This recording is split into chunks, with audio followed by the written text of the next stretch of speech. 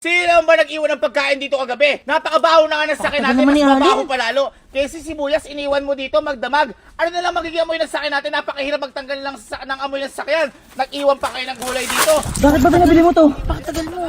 Ano magiging amoy niyan? Alam niyo ba kung gaano kain dito kagabi? Napakabaho na nga ng sakyan natin, mas mabaho pa lalo.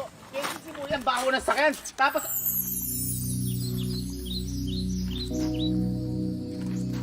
Ano, may narinig ka pa? Wala na. Kasi boy, sabi ng Air Pro na to, Oh. present air, present life. Kumbaga, fresh na yung buhay natin. Wala tayong narinig kay Kuya yun. Kasi problema ni Kuya, yung baho ng sakin, di ba? Oo. Wala na, mabango na. Paano mabango yan? Tignan mo, amuyin ko ba?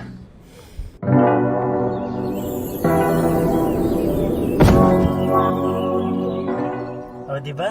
Nakaka-relax pag magdadrive ka. Oo nga. Ako nga, try ko nga.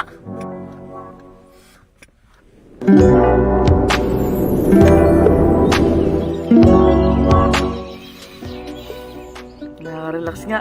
Dapat maamoy na rin to ni Kelsey.